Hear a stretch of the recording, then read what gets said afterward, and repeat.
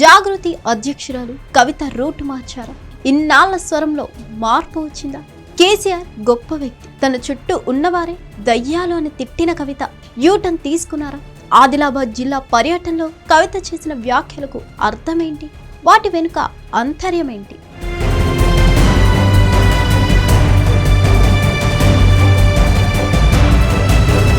ఆదిలాబాద్ జిల్లా పర్యటనలో జాగృతి అధ్యక్షురాలు కవిత చేసిన వ్యాఖ్యలు రాజకీయ వర్గాలు చర్చనీయాంశంగా మారాయి. పర్యటనలో భాగంగా మొదటి రోజు వ్యవసాయ మార్కెట్లో పత్తి రైతులను కలిసి వారి సమస్యలను తెలుసుకున్నారు. తేమ నిబంధనలు రైతులకు ఇబ్బందిగా మారాయని, దానిపై జిల్లా కలెక్టర్తో ఫోన్లో మాట్లాడారు. తమ బీఆర్ఎస్ హయాంలో రైతుల సమస్యలను వెంటనే పరిష్కరించామని చెప్పారు.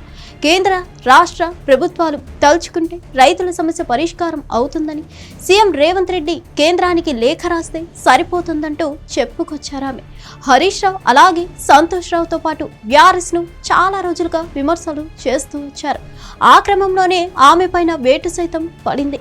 కానీ కవిత మాత్రం మా ప్రభుత్వ కాలంలో అలా ఉండేది, మా బీఆర్ఎస్ ఇలా చేసిందంటూ వ్యాఖ్యానించడం అలవాట్లో పొరపాట లేక ఏదైనా కారణం ఉందా అనే చర్చ రాజకీయాల్లో సాగుతుంది.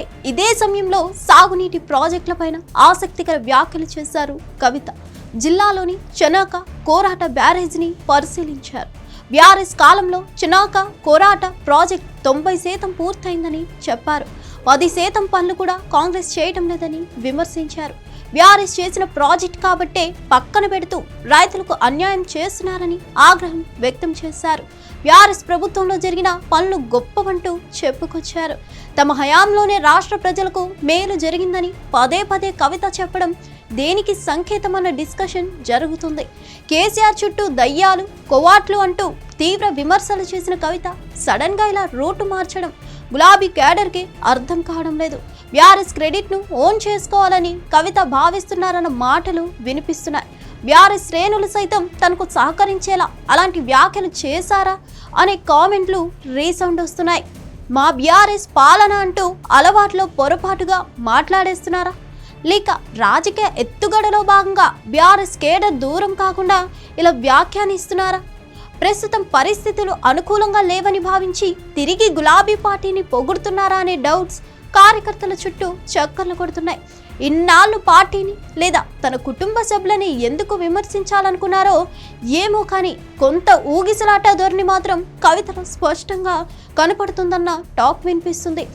ఏదేమైనప్పటికీ కవితలో మాత్రం మార్పు స్పష్టంగా కనిపిస్తుంది.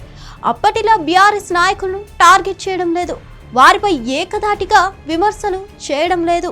అంతేకాదు, రీసెంట్గా దయ్యమన్న హరీష్ రావు ఇంటికెళ్ళి పరామర్శించి వచ్చారు.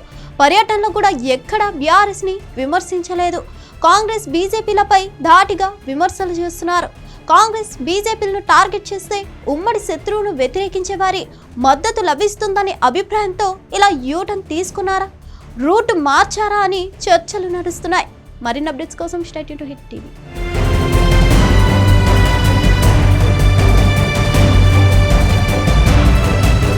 హిట్ టీవీ యాప్, ఇందులో short news, live news, entertainment shows, movies, digital magazines తో పాటు మీ జిల్లా వార్తలను కూడా ఫ్రీగా చూడొచ్చు. ఇంకెందుకు ఆలస్యం, వెంటనే హిట్ టీవీ యాప్ ని డౌన్లోడ్ చేసుకుని ఫ్రీగా ఎంటర్టైన్మెంట్ పొందండి. Hit TV app. Hit TV app. Please download hit TV app. Hit TV app ని ఫ్రీగా డౌన్లోడ్ చేసుకుని ఎంజాయ్ చేయండి. మీకు నచ్చిన ఎంటర్టైన్మెంట్ కోసం హిట్ టీవీ యాప్ ని ఫ్రీగా డౌన్లోడ్ చేసుకుని ఎంజాయ్ చేయండి. హిట్ టీవీ యాప్ ని డౌన్లోడ్ చేసుకుని ఆస్వాదించండి, ఆశీర్వదించండి. ఇంతమంది సెలబ్రిటీలు హిట్ టీవీ యాప్ ని డౌన్లోడ్ చేసుకోండి అని చెప్తున్నారంటే ఎంత మంచి యాప్ ఆలోచించండి. అమెరికా అమెరికా అమెరికా అమెరికాలో చదవాలనుకునే వాళ్ళకి విశ్వసనీయమైన పేరు మన శౌర్య కన్సల్టెన్సీ. UK లో 1 year masters, UK లో 1 year masters, 2 years work permit up to 5 years visa. Contact Saurya Consultancy. Contact 89851 89851.